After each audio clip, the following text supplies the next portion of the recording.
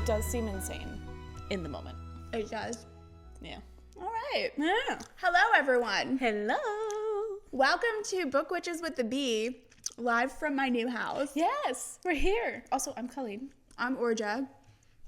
We're sitting on the floor because... We are on the floor. If you see us, if you're watching this, I will be moving a lot. Yeah. Because if I don't, my legs will fall asleep. But Mine will as well. Also, because we don't have like blinds for the windows yet, you can see our ring light in the reflection, which I think is pretty funny. that is fun. It looks like a little star. Yeah. It's a little shining star. Shining star. Love that for us. So, welcome everyone. Hey, y'all. How's your week been? Wild. Actually wild. I worked a lot more than I normally do this week. Yeah, that was a whole thing. Taxes are interesting. Oh, yeah. Taxes, HSA, all that fun stuff. We work in payroll, so all the fun, boring things that no one else wants to think about, we have to think about every day. All the time. Went to a birthday party. Friend got engaged. Not at the party, but is engaged.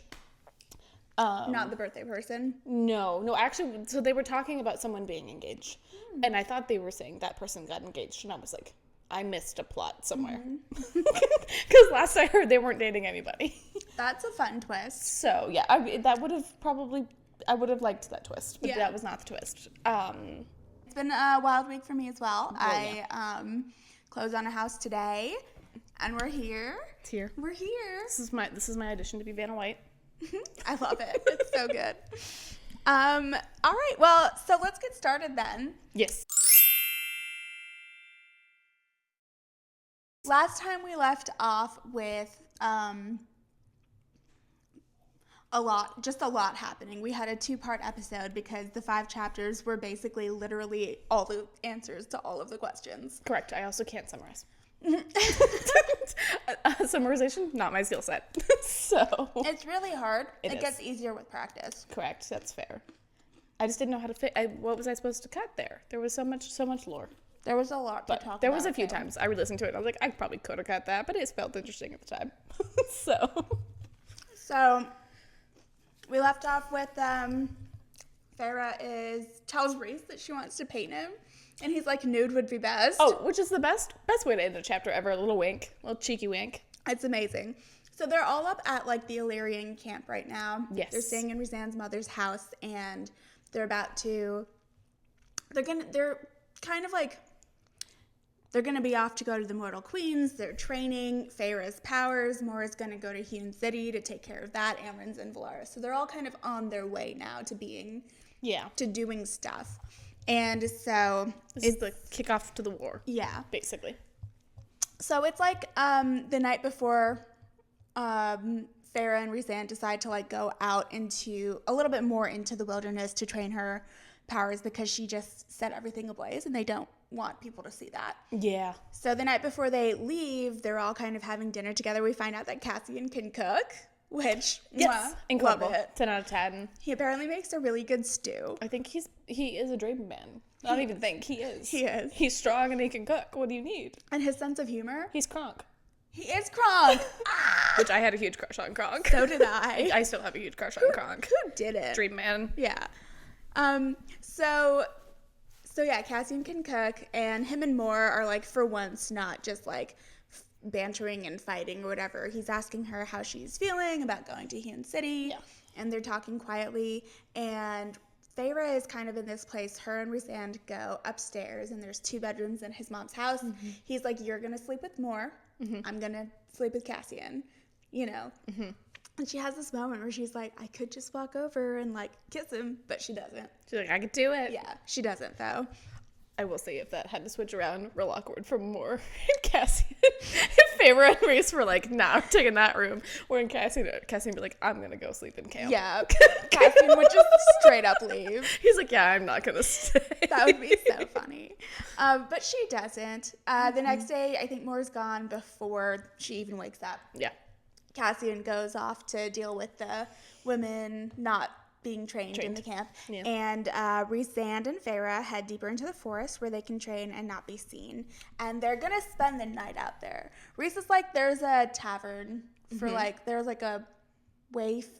What is it called? Like a Like a Wayfarer's A Tavern. Wayfarer's Tavern, thank you. Yeah. My brain was saying Waypoint. I'm like, that's I know, not the right term. I was saying Wayward. That's also not the right term. Nope, it's Wayfarer's. Wayfarer's Tavern. So he's like, we just need to go really far out. We'll stop and spend the night there. And if you'll remember, he's not using his magic because there's a track on it. So he like flies her out. Yes. And then they like hike a little bit more. Feyre thinks that maybe she can just keep her relationship with Rhysand physical, and she thinks that it'll feel like much less of a betrayal. She's basically dealing with her feelings of like, I'm attracted to this man. Mm-hmm. I don't feel guilty about leaving Tamlin and being attracted to Rhysand, but she feels guilty about not feeling guilty, which if that's not the most relatable thing ever, I don't know what is. So she's like, maybe it can just be like a physical thing, like just fun and distraction. Like, I deserve that. What you do, girl. You do. You do, you girly. So Feyre is going a little bit away from Rhysand. While she's thinking about this, she's like trying to find a place that has like water around. Yeah. And all of a sudden, she finds herself surrounded by 4 Spring Court sentinels and Lucian. It's my man. But he's not your man in this section. In this section, this is the down. This is where Lucian starts just being like, what's happening to you? This is where you realize how young Lucian is, I think. Correct. He acts so young. By comparison, and I will have some discussions about that. We will. Because I have some thoughts about that. Okay. But Chapter 47, Lucian says that they have been hunting for Feyre for 2 months. Weird way to put it. He's like, we have been hunting for you for 2 months. Come back with us. And he's like doing this thing. I just read this, so it's very fresh in my mind. Yes, no, this part I remember. He's doing this thing where he's like trying to he's like treating her like a wild animal. Yeah. And he's like trying to like soothe her and calm her and be like, come back, we're sorry. And he's like inching close to her, and she realizes that it's because as soon as he touches her, he's gonna winnow them away. He knows that Rhysand's there. Mm-hmm. Rhysand's not visible, but he knows he's there. And he's gonna grab her and winnow her over and over again until they reach the Spring Court. And she is like, this cannot happen. I cannot let this happen. So she's like backing away towards the stream, and she has this moment where like all of the lessons she's had from Cassian start to like come into play. She's thinking about all of this stuff. And so she's like, hey, like, how did you even find me? She's stalling because Rhysand's too far away to hear them. Mm-hmm. And Lucian says someone tipped them off about where she was. If you know what happens later in this book, it makes me so upset. This was the reread that I realized what was actually happening. Same. Yeah, and I'm like, no. I was so mad. And now I'm like irate when I was reading it. But it makes the context makes more sense, but still. Lucian says he's going to take her straight to Tamlin. He hasn't been himself. He's like, things got really bad when you left. And Pharaoh's like, you let him lock me up. Yeah. You never once tried to let me out. And Lucian is like, I couldn't. Mm-hmm. You know, he's not doing a great job of defending himself. Correct. But. Correct. He says, Feyre says no, but Lucian says he's taking her home. And she tells him that it stopped being her home when he let her be locked inside. Mm-hmm. Lucian says it was a mistake and Tamlin is sorry and so is he, and she needs to come with him.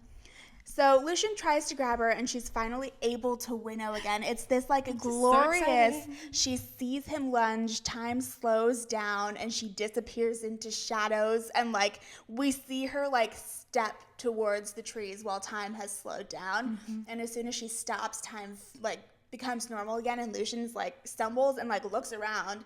And she has shape-shifted. She's finally used the shape-shifting power.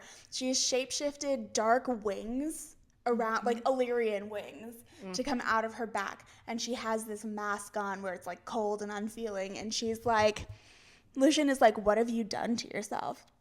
And then she goes... This line is so I have traumatic, to read it. but I have to read love it. It's so good. I didn't even mark it down, so it's going to take me a minute to find it. Okay, so she looks at him and she goes, when you spend so long trapped in the darkness, Lucian, you find that the darkness begins to stare back. Yeah. A pulsive surprise of wicked delight against my mental shields at the dark membranous wings I knew were now poking over my shoulders. And then she realizes how sensitive baby Illyrian wings on, because she's like, every drop of rain is like piercingly cold on my wings. She's like, oh, these are actually a nightmare to have. Yeah. Yeah. Funny. And as she's there, Rhysand appears next to her, and Lucien basically is like, what have you done to her? And, you know. A little valid. I mean, yes, but a little dramatic. It is dramatic, but we know that Tamlin knows the truth of what happened. Yeah. Lucien does not. This is true. Yeah. This is true. Feyre tells Lucien one more time not to come looking for her, but he says that Tamlin will never stop looking for her because she's his possession, basically. Gross. Lucien tells her that even though things got bad for her in the spring court, she should not have given up. And she's like, you gave up on me. You kept on picking Tamlin. You saw me literally wasting away. And she has this, like, realization then that Cassian and Azriel, if they saw her wasting away, because of, even if it was like Rhysand who was doing this to her, they would have taken her out of it and dealt with Rhys later. And she knows also that Rhys would never have ignored her, like, signs of depression, her wasting away. And so she's like, do not come looking for me. I do not want to go back there. And she really has it out with him. As she should. She really does. And so basically she tells him to tell Tamlin that if he sends anyone else into the Night Court lands, she'll hunt in each and every one of them down. And then Lucien tells Rhys that he and his court are dead, and then he and his sentinels leave. It's like an empty threat. It's like you're dead. What are you going to do? What are you going to do, Lucien? I don't know if Lucien thinks it's an empty threat, but it definitely is. Like, what are you going to do? That's correct. Chapter 48. Feyre and Rhysand make it to the tavern where they're going to spend the night.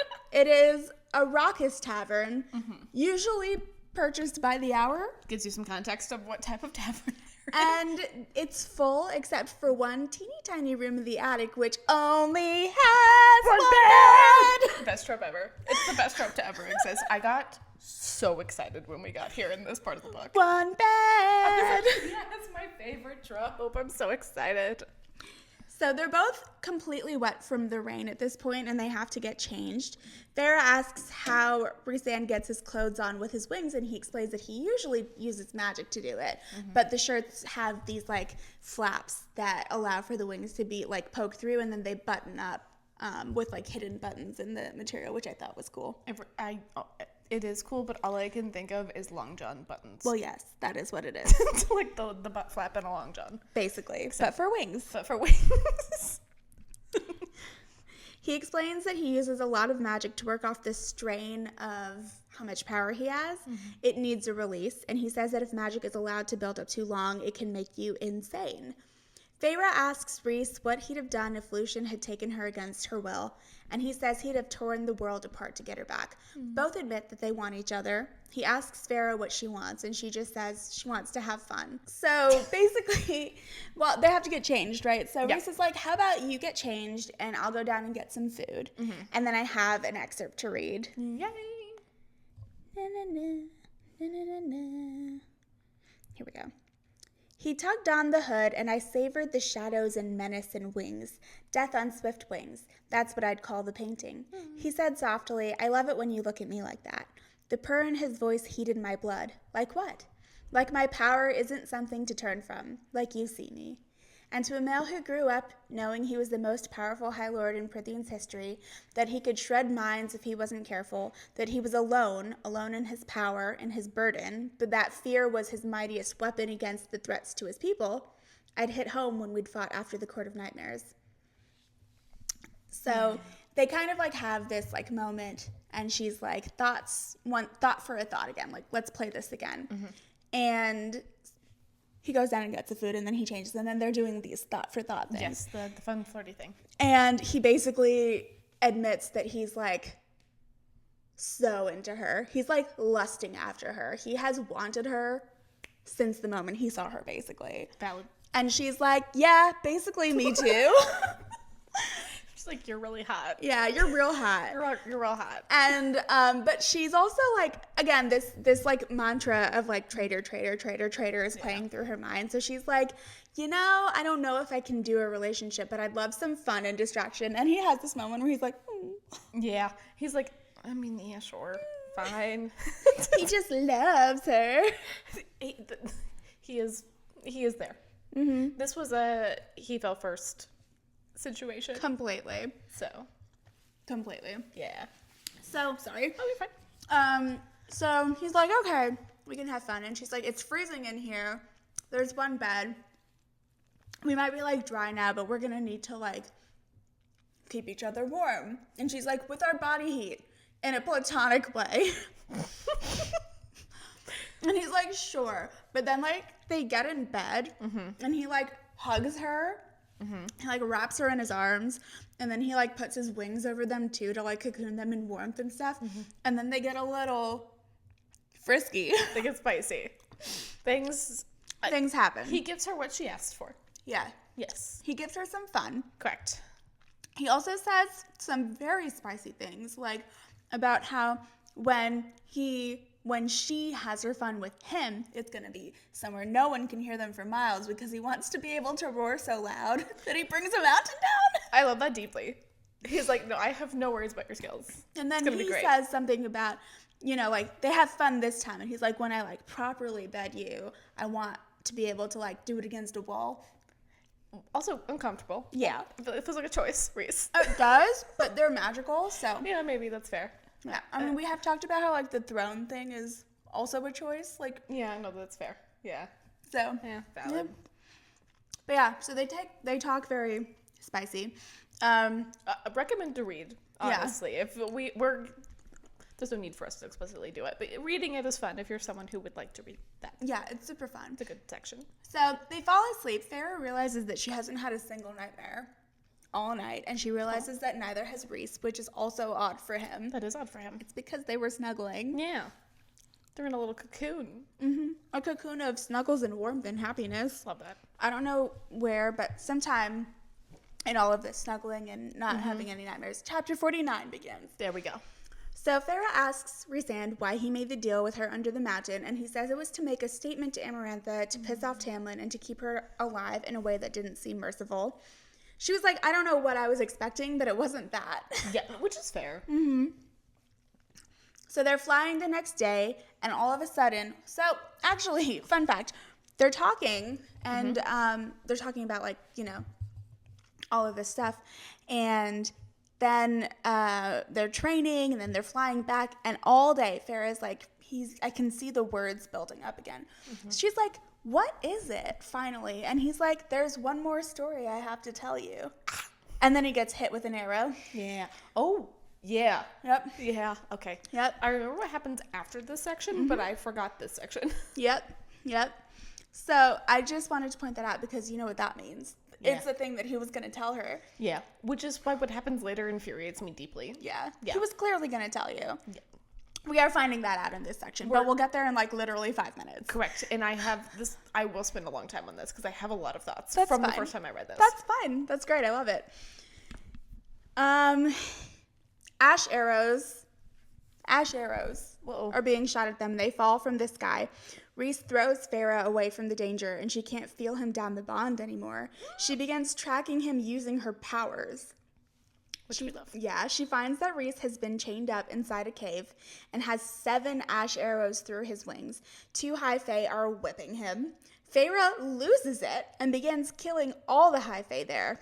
Valid. Rhys can't winnow, so she has to try to winnow them away. She winnows them to another cave where she starts taking the arrows out. She tries to distract him from the pain and tells him about the time that Elaine bought her paints, and she painted the drawers for them all. She did one for each of them. Flowers for Elaine, flames for Nesta, and a night sky for herself. She says, I don't even know why I painted the night sky. Like, I was mostly too tired after hunting to, like, go out and enjoy it. But it felt hopeful, and it made me feel like I wasn't alone somehow, which is so cute. Rhys says that the men were Highburn soldiers, and the ancient chains they used to tie him up nullified his powers. So that's terrifying. That's utterly terrifying. Also, we'll talk about this more in deep dive, but the way that she uses her powers to track him. Oh, wildly interesting. It's so cool. So don't let me forget to talk about that. And chapter 50. Rhys doesn't seem to be healing properly because of the poison. So Feyre does what Feyre does best. She's desperate. She goes out, and we get a little cameo from our Good old monster pal. boy, girl pal.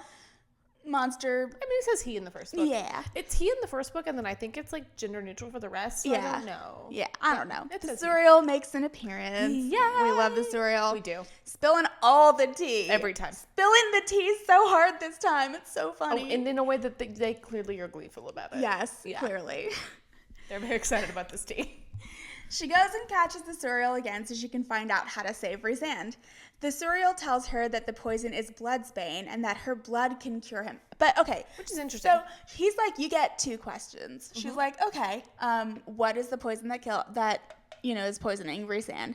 He goes, bloodsbane. She goes, where can I find the cure? And he's like, somewhere in this forest. And she's like, please don't be cryptic right now. It's like, not the time. What is the cure, please? And he's like, all right, your blood. You have like Helions. Yeah. Is it Helions? It's not Helions.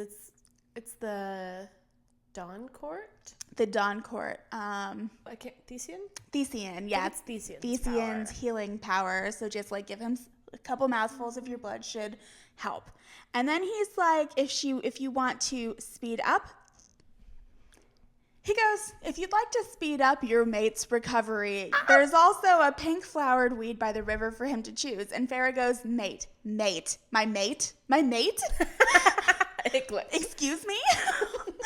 And she realizes that Rhys is her mate and that Rhys already knew and hasn't told her. She's like, how long has he known for? And the Suriel is about to answer because he's clearly so happy about this. Oh, and he's she's so like, gleeful. do not answer. I want him to tell it to me. So she's like livid, which I get it, but let me finish this and then we'll start talking. I have feelings. Feyre returns to Rhys and is very angry. She gets him to eat the plant and gives him some of her blood, and then she tells him that he will answer her questions and not ask her any. She asks him how long he has known they were mates. He says he had suspected for a while, but knew when Amarantha was killing her under the mountain. He says he felt the bond snap into place when they said goodbye. Yeah. So that part where he's like, they're saying goodbye, and then he like something crosses his face, and he like falters and then disappears. Yeah, he literally ran away. He was like my mate and ran away. Yeah, which fair. She asks if the others know, and he says Airman and Moore know, and then Cassie and Asriel suspect it, but he hasn't confirmed. He says he wanted to tell her, but thought she would figure it out on her own. He also says that she was in love with Tamlin and planning to marry him. Then once she left Tamlin, she was dealing with everything, so it didn't feel right to tell her. He also points out that the other night she told him she just wanted fun, not a mating bond or a mess like him. Feyre reminds him he promised her no secrets or games. She tells him she doesn't care for his excuses, and she's angry that he got to assume what was best for her and what she could handle. She makes him take her back to camp. She's like, take me back to camp. And then, hold on, I don't remember. Okay, so basically she's like, I don't care. Get your sorry ass up. You have my blood. You have the flowers. You can winnow us. Winnow us back to camp. The end. Also, Rhys is like literally near death. Yeah, he like almost died. Correct. She could care less. So that brings us to the end of our chapter summary.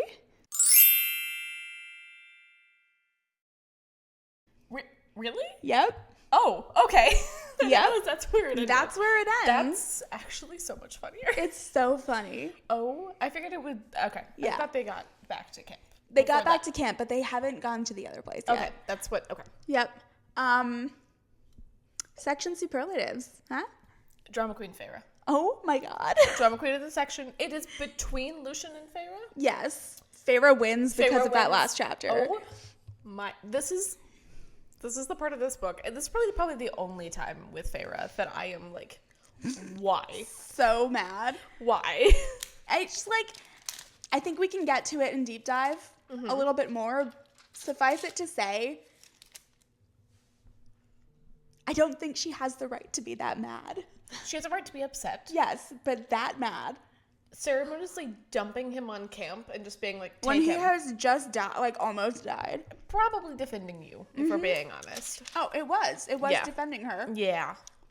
Which, like, not saying that excuses bad behavior, but It I does don't technically think Rhys was having bad behavior. personally. But again, get more into it in deep dive. So We'll get more. So Feyre definitely wins. correct. Runner-up, the cereal. Yeah, but like they knew, they are drama.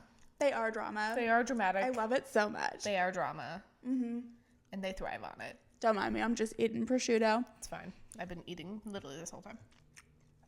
It's fine. But yes, runner-up, the cereal. Craziest thing to happen this section. Oh gosh. So, I feel like there's a few criteria we could think about here. Craziest thing lore-wise? Mate. Yeah. Craziest things in terms of like action, I feel like Lucian showing up was like I was shocked by that. I was not surprised by the mate thing. Me neither. I don't think you were supposed to be. No. I mean, I suspected it so early on. Yeah. But it was still crazy, like, the manner in which, like, the cereal just dropping it. Like, what? Also, tidbit, if you're on the internet, this is why a lot of people think when the cereal said stay with the High Lord, that the cereal was not talking about Tamlin, but was in fact talking about Rhysand. I think the cereal was talking about Tamlin, personally. I think the cereal was being purposefully vague. Because they were like, stay with the High Lord. Could be either one. Could be either one. Yeah. So, no, I agree. But yeah, that was crazy. And then, yeah, Lucian showing up. Like, and then she shapeshifts for the first time. Which was cool. Yeah. Which is Tamlin's power, so that's a big Yeah, deal. very cool. Ooh, let's get this out of the way. Yep. Colleen's Corner. Let's open it up to Colleen's Corner. My corner. I'm going to put this down so I can eat while you. That's fair. I'm actually gonna have to think about what I want to do Oh, for this great, section. great. I think I kind of know what I want to do. What do you want to do? I'm gonna fight for my life for Lucian over here. Oh. Colleen. No, I'm going to be fair, but I think there's some. It's harder to do when we can't say everything. Start with an opening statement and then lay out your points of argument, and I'll tell you whether I agree or not. That's fair. I was trying to I'll say say if there's thumbs something up or else that boo. I can do. Okay. Colleen's Corner. I'm gonna say this. The opening line for this is going to be fighting for my life for my man Lucian in this section. Boo. It's fair. I remember struggling with reading this. I still struggle with it. So because we all know how much I love Lucian. I adore him We do. deeply. I agree with you, honestly. I do also sometimes excuse men for their bad behavior. So, Yeah. but okay. So thoughts. There are some things that I'm gonna try to do less spoilery that I know in the future, but I think I can still state them maybe with that backup, Okay. and then we'll get more backup later. That's fine. Okay. I accept these terms. Thank you. Okay. First thing. The only thing that Lucian knows about the Night Court is the Hewn City. Valid. And the only thing that he knows about Rhys really is whatever Tamlin has fed him. Very valid. So her being like, and especially knowing that Rhys is someone that can control minds. Mm-hmm. All of that combined makes, I think, his behavior make sense. Yes. His like trying to talk to her slowly, like maybe almost like trying to get through that barrier thing. If he can get her away from Rhys, that control will snap. I know there was a letter. Last time Lucian saw her, he almost died because she couldn't read. So I feel like him not trusting the letter Yes. makes sense. Fair. Mm-hmm. Fair.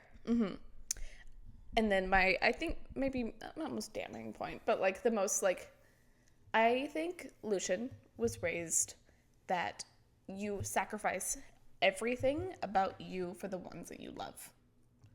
And that's how it works. I hate that, but I think you're right. Yes, which is why I think that's his like, so Cassian and Az, so there's like this parallel to Cassian and Azriel. They do not process and were not, they were kind of viewed in similar situations, but they aren't the same. Right. If that makes sense. So Feyre draws a very direct parallel with them. I think that even though Azriel and Cassian were like cast out, they were cast out and given the freedom to be themselves, and they were able to grow. Lucian was not given any sort of freedom. He grew up in a very, I don't know how do I put it, like fascist style household. I mean, I guess I would put it that way. Very regimented, was indoctrinated into that was how he was supposed to be, but still fell in love with like a lesser normal fairy. Right. Fell in love with the lesser Correct. So, like, very clearly those biases for him don't really seem to matter. Like, to him, that really did not matter. He actually enjoyed being with them more than his awful family. Had his mate killed in front of him. Awful thing. So, I think for him, like, one, I don't think he thinks he deserves love because of that. Two, but I think for him, Tamlin saved him from that. So, he's like, he gave up everything for me. He did not, but I think this is how he thinks. So, I will do everything for him, and he keeps saying like he's not acting like himself. Right. He's not himself. He's not being himself. If you come back, then I'll get him back. He'll be himself. Bleh. It's gross, and I don't agree with it. I don't think Lucian is being smart about it. But again, if I am looking at a friend, I think in Lucian's mind, right? It would be like me looking at a friend who I think is in a very dangerous and abusive relationship with somebody after they just left a probably. Like, this alternative in his mind is better than that one because he knows what Tamlin can be and what he's capable of. Right, and he has no idea about the Night Court. No, he has no idea. All he knows are these, like, harsh, cold, gross people that Amarantha modeled her like, version of Hume Right, City under the mountain. after. So he's like, they're controlling you, they're using you, they're abusing you. And then she suddenly sprouts these wings, which he does not know she can do. By the way, like, he's like, what? That's why he's like, what did you do to yourself? He doesn't realize that that's her shapeshifting. He's just like, what happened? Yeah. He has no context. He's afraid for her. And I think this is weirdly his way of similar to Cassian and Azriel trying to come and save her. I agree with you. Yes. I'm gonna say this right now. I was trying to be opposition, but I feel like I made a good argument. You made a great argument. Thank you. I agree wholeheartedly. I think that Lucian gets a lot of crap. He gets so much hate. But like, here's the thing, which I think you were probably gonna bring up, which is not super spoilery. I mean, we know that he's younger than Tamlin. He's such a baby. We know that Tamlin is younger than Rhysand. Yeah. Tamlin is young. Lucian is young. I think so. He's like 80 years old. I think in this context, Cassian and Azriel. There we go. There's their ship name. Are like 500 years old. Yeah. Right. They're over 500 years old. So, Feyre is basically comparing like a 40-year-old man to a 22-year-old. Yes. Yeah. Basically. It's kind of what's happening, but I don't think she's grasped Faye aging because they look the same, right? They look the same, and they're all older than her significantly. And I will also state, in maybe Feyre's defense, when I don't think her emotions towards Lucian are invalid. I think she should be upset with him, and I think he needed to be called out for his bull. Absolutely. I think her calling him out leads to some other things that he does down the line, and I think it kind of snaps him out of like maybe realizing he can be his own person. So go Feyre. Yes. So I'm not invalidating anything that Feyre feels. Or has emotion-wise. But I gotta fight for him a little bit because I think that, like Feyre, she's also newly Fae. We also know Fae feel things incredibly deeply. Right. Like, their emotions are very deep. So even herself is like feeling things in a way that she had never before experienced. Correct. And so I do think she's having a lot harder of a time. I also think that Lucian has a very hard time controlling his emotions. That, like, fall, autumn court hot-headedness. Really in his veins. Really in his veins. He is a hot-headed man. He is. Anywho, I just adore him. I don't know. He's not necessarily my favorite male in these books, but I think he is the most complex. And I think it makes him interesting. I love it. Also, none of this would have happened if Feyre would have went with Lucian instead of Tamlin in the first place. This is very true. I mean, technically, the whole magic thing would have broken. But I think she should have fell in love with Lucian, and I still stand by that. He, of the two of them, still by far the better choice. I agree. I agree with that wholeheartedly. Okay. Well, after Colleen's Corner, let us know what you think about Lucian in this specific situation. Correct. Listening to all of Colleen's arguments. And keep it in context. If you have read the rest of the book, keep all of what you know of what happened to him and what is going on in his life in context. I think that's really important. With what's happening. Because I think it makes his behavior make a lot of sense. It does. Also, I just want to, for all of you who have read the whole book series and know what's about to happen, he also gets a lot of crap for something else that he does. Let us just keep in mind one more time how young this poor man is. I don't think he deserves crap for that either. I don't think so either. No. Like, I think because, to Sarah's credit, I'm going to give her this. She writes the Night Court men in a way that you are ride or die for them. Yes. You cannot not like them. It's true. And the Spring Court is supposed to be the enemy. Yes. And so she kind of writes them that way. Like, I think if she wrote Lucian to be this wonderful, like, kind of more mature person, we would also love him just as much as we love the other boys. Because he's not mature, because he's a young Fae. He's like 22. Yeah. In Fae So, realm. guys, let's keep that in mind when we try to give him crap about his actions. Correct. He should take accountability for them. Yes. He should learn from them and grow, but he does. When presented with the opportunity, he does. There is a difference again between if a 40-year-old man was making these mistakes, absolutely rip into him. Yeah. If a 22-year-old is making these mistakes, you're like, I'm still gonna be mad at you, but I understand why you're making them. Just a baby. He's a little baby. Yeah. Well, 22 is a grown adult. We are fully aware. Sorry, We're also old. We're old. So, like, you have graduated college at 22. Yes. Yeah. That was 10 years ago. Close. For me. Not so, quite 10 years, but close for me. It feels like it's been 20. So it does, yeah. Anywho, so I think we all need to give him a little bit of slack. Does not invalidate Feyre's feelings, and I do think she should have called him out. I do too. For not doing more, and I think that was a good thing. But I get so upset by how people treat him on the internet, and I love him. I support this. Thank you. You're welcome.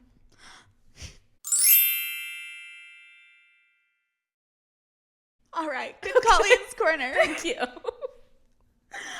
I think it's time to bring back a segment that we haven't had in a while. Is it the Feyre is Dum Dum? It's the Feyre is Dum Dum. Feyre is Dum Dum. Oh. Okay. Can I begin with a couple of things? Absolutely. Feyre, sure, doesn't know a lot about magic. Correct. The way that Rhysand and other people have talked about their bond, girl, context clues. Your inexplicable draw to this man, context clues. Okay. Also, he was about to tell you that he was your mate, and then he got shot with an ash arrow. And then he had 7 of them in his wings. Yeah. Okay, proceed. Oh, no, same. Like,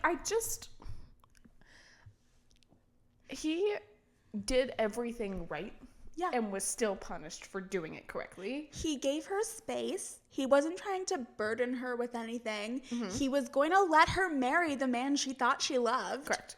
Like, that is not... Well, because you're allowed to choose. Yeah. That's the whole thing. You can reject a mate.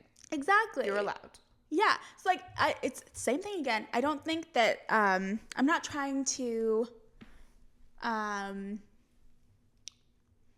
validate, invalidate. Thank you. There you My go. brain. It's been a long day. It's okay. I'm not trying to invalidate her feelings, because I would be mad too. Like, you've known this entire time and you didn't tell me. However, that's a conversation that you have. Correct. You don't just ceremoniously dump him on the ground and be like, I am upset with you, and berate him. Right. After he's literally come back from near death, after he literally drank your blood. Right. Without hesitation. Yeah. She like drank it, and he's like, all right. He's like, okay, great. Cool, great. He questions it a little bit, because he's like, what do you mean? Yeah. That's He's weird. like, wait. He's like, Faye, don't do that. He's like, oh, wait, I'm not Amarin. It's not me. Correct. He's like, wait. And he's like, also gross. Yeah. But also, like, it's you, so I'll do it. Yeah. Yeah. I think I would be upset with him maybe for not talking about it before their intimacy. Yeah. And I do think that part of it is valid. Yes. I think, personally, that she is less upset about them being mates and Rhys not telling her, and more being upset that if she would have known, she would have felt significantly less guilty a long time ago. I agree. And I think that's really what she's mad about. I think so too. But like,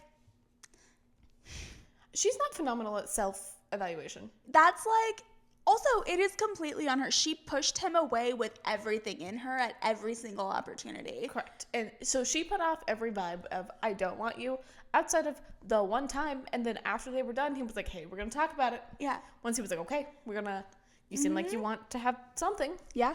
So I'm going to tell you. Yeah. And then she bit his head off. And then he disappeared for 3 days. And then Starfall. So, you know. Yeah.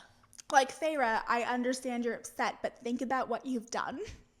No, I definitely think it's more of an upset at herself thing, but I do understand secrets to her is like the ultimate crime. We all have our line of things that make us disloyalty. It's mine, personally. If you're disloyal, I just can't handle it. But I also think she's really mad that Amryn and Moore Yeah. know, and that Cassian and Azriel suspect. But I'm going to say this again. Okay, two things here. Context clues. Azriel and Cassian only suspect because of all of the context clues that you also should have picked up on yourself. correct. Okay. Also, like, think about this, which I think she eventually realizes it and he maybe tells her, but think about this. They just escaped from under the mountain. Yeah. She died and came Yeah. back to life. She knows at this point in time that he already liked her. Yeah. Right? And then all of a sudden snaps into place. She's his mate. She's marrying. She's going home with Tamlin. He pieces out of there, sees Moore and Amryn for the first time in 50 years. They don't know what's been happening to him. Yeah. What do you think the first thing he's going to do is? Yeah.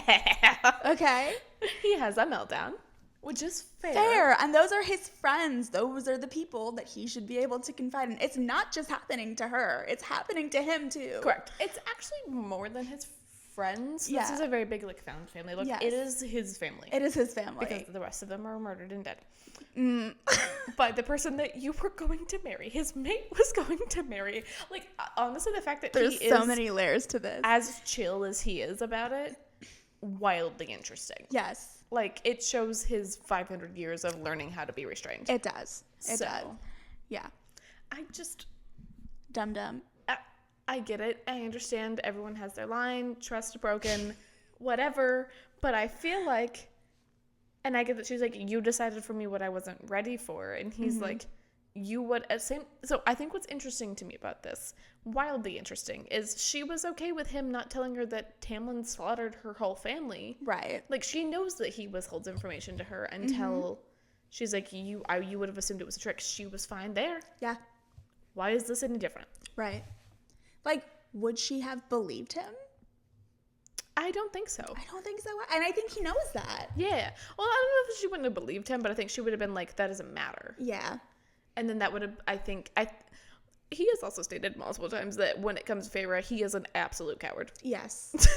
So, We've seen proof of this he's too. like, I think he just was terrified because I do think, like, I don't know if it's a physical thing with rejection, but if she did, like, actively choose before she was ready to reject the bond, if she later decided to accept it, I don't know how that works. Yeah, I don't know. Yeah. That's so interesting. Yeah. Yeah, no, I agree. So, Feyre, darling. Feyre, darling. Feyre, darling. You're a little bit of a dum-dum. We love you. You're going through a lot of stuff. But, you know, so is everyone else. Correct. This is probably the only time in all of these books that I get legitimately enraged at you. Yeah. It's the only time. That's pretty impressive for a female character lead honestly. in a book. Yeah. So. Yeah. All right. Well, that brings my favorite. Honestly, this is one of my favorite segments that we have. The Pharaoh's Dum Dum Yeah. section. Yeah, we haven't had an opportunity It's been a while. to use it. I Honestly, love we it could have used because it last time. we talk a lot about how intelligent she actually is. She is. It's fun to, like, make fun of the things that make you upset at her instead of just being upset. Correct. Her social intelligence in the floor. Yeah. Feyre's Dum Dum will continually be Feyre's lack of social intelligence. Yeah, it's true. Yeah. It's true. Yeah. So, we say it with love, Feyre. We love do. you. We do. and you get there eventually, so it's okay. She does. Yeah. She gets there, honestly, faster than I anticipated. She needs time, and she takes her time, and it's not as much time as one would think based on how furious she seems to be. Correct. But she's a Sagittarius, so that actually makes so much sense. Is she a Sagittarius? There's debate about it. People say she's a Sagittarius, but she's born on the winter solstice, so she's actually a Capricorn, but she's like a cusper. She's like right on the line. Okay. I'll tell you right now, Sagittarius, our anger flares real hot, real fast, and then it's just gone. So I take it back. Maybe I'm a little Feyre's dum-dum too. I'm also dum-dum when I get mad at things. I mean, we all have a little bit of Feyre in us. Correct, because she is human. Yeah. I mean, she's Fae. Well, but she is human. She's human in the way that she interacts with things. Mm-hmm. She's not quite Fae yet. Correct. In emotional senses. Correct. Yeah. Yeah. Yeah. Came full circle. There we go. We're just dum-dum. We're all dum-dum. It's fine. It's okay. We're literally talking about how someone in my family laughed at me for my weird lack of being able to emote today.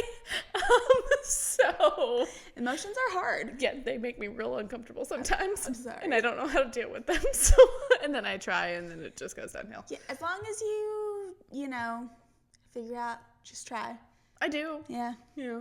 Sometimes it leads to giggling. It's fine. Okay, well, let's get to our deep dive discussion, shall we? Yeah, let's go. Oh my goodness, where to start?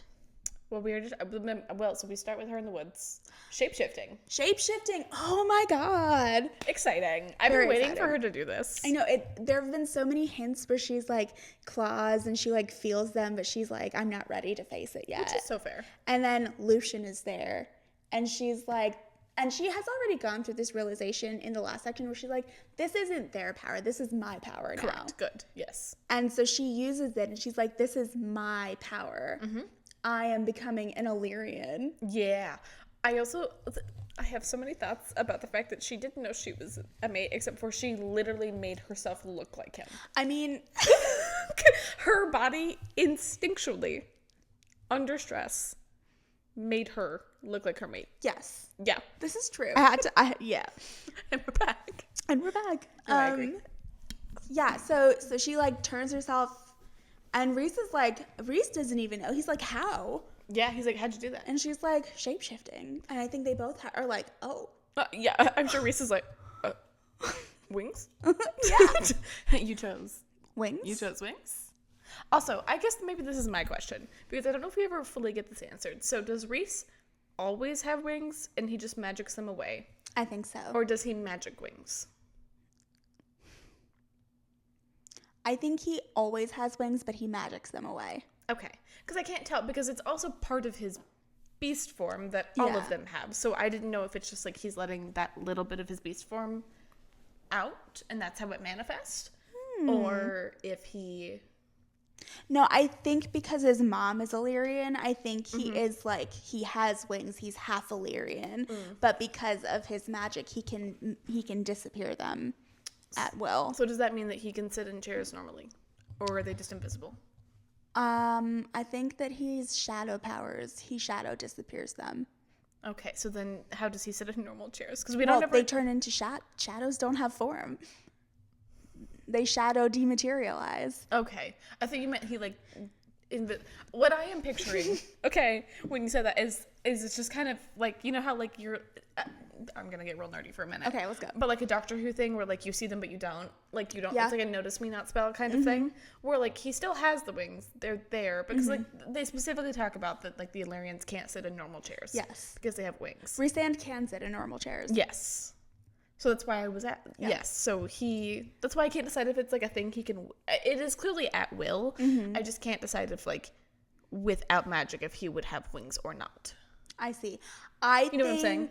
that not because she says that he used magic to make them disappear.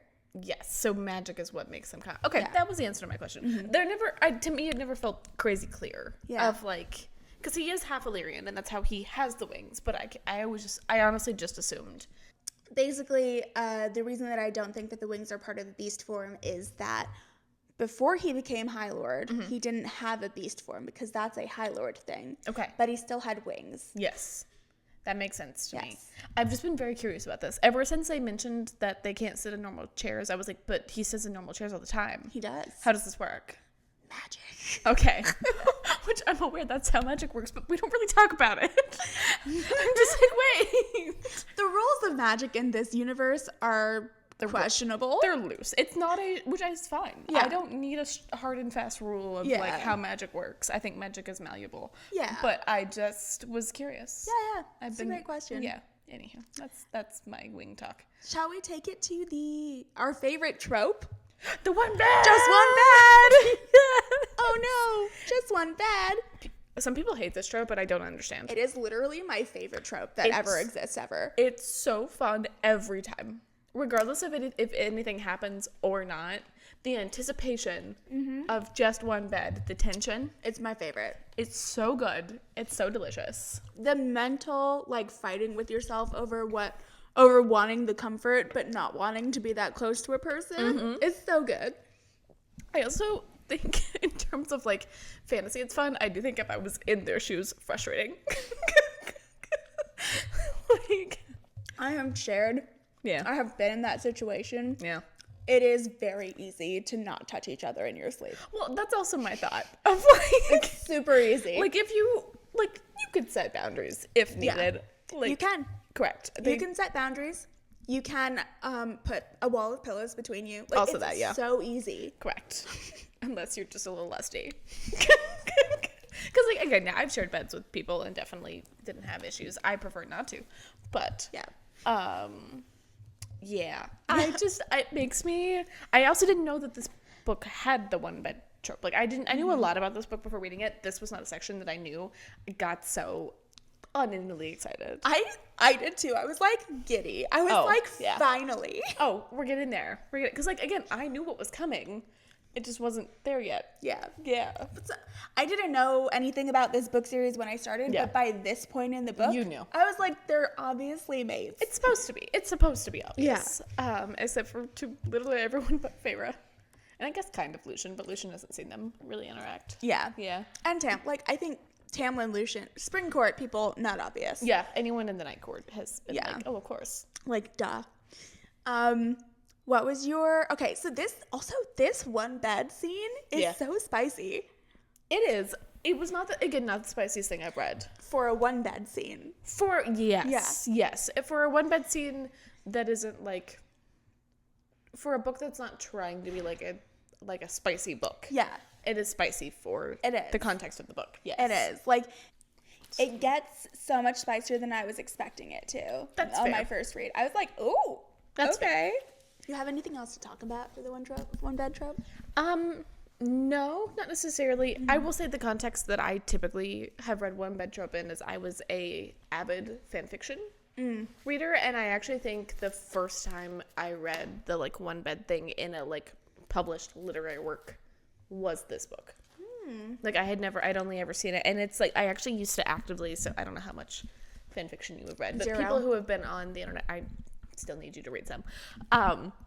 But I would actively look for the one bed trope hashtag, and then I would look for pairings that I liked of people that were under that, and I would actively try to read them because I loved them so much. No, they're great. They're my favorite thing. Yeah. It's also my favorite trope in a movie, like in a rom-com. So they walk in and they're like, no, and you're like, but you like it. But you love it. Like, it's the best. you can always tell that you guys kind of like it a little bit. So. Like I said, really easy to not touch each other.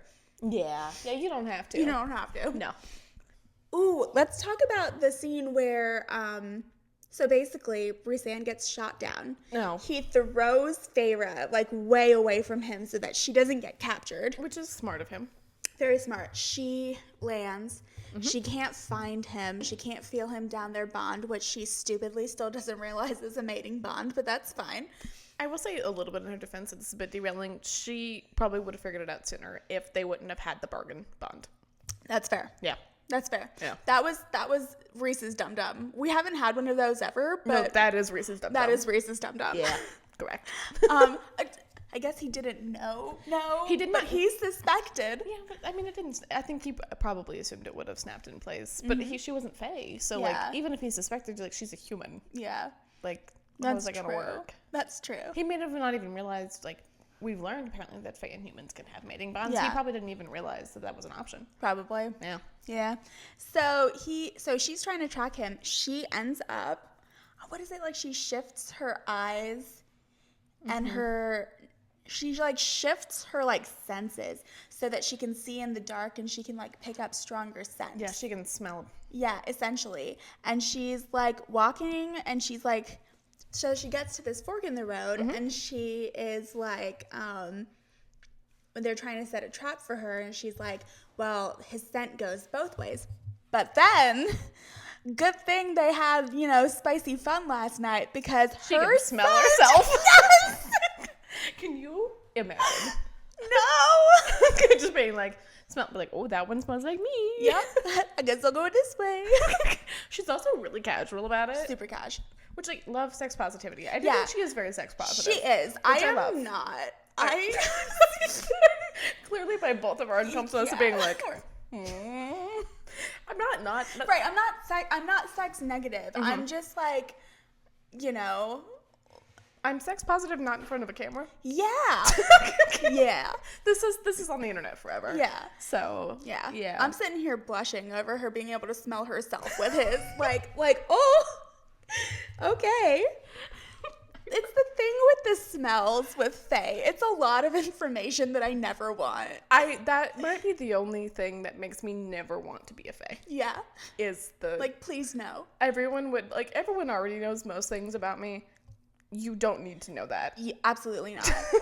You don't need to know that information about me. Yeah. So she ends up being able to find him because they wouldn't have realized when they took his clothes one way, but they took him the other, that she could smell herself on him still. She also used her, like, tracking stuff too, right? She was like, they're going to think that he's going to go this way, but I really think they're going to go this way. She used that too, which is nice. She uses her, like, huntress knowledge. Yeah. In addition, and she finds him, and then when she sees them torturing him, Loses it. I love it so much. I love that every time. So good. It's a reverse of, like, what you typically see, and I adore it. Me too. Yeah. It's so good. Because, like, I will kill someone if they threaten Joel. It is. It's what it is. As you should. Yeah. Yeah. Like, if you're going to threaten my man, you better watch it. It's fair. Watch it. So intimidating. I say this a lot. I like to think I'm really intimidating, and then I realize I am, like, 5'4". Yeah. Like, I am actually... Sound like a fairy princess. It's Correct. okay. It's fine. But in my mind, I am a 6'2" man. Yeah, same. Yeah. Same. So yeah, she goes crazy, and then and then it's such a fun callback to book one, Feyre. It is. Then she sets a little trap. She uses a cloak. She comes, she gets the cereal and like goes through the whole thing again. The cereal really is like her.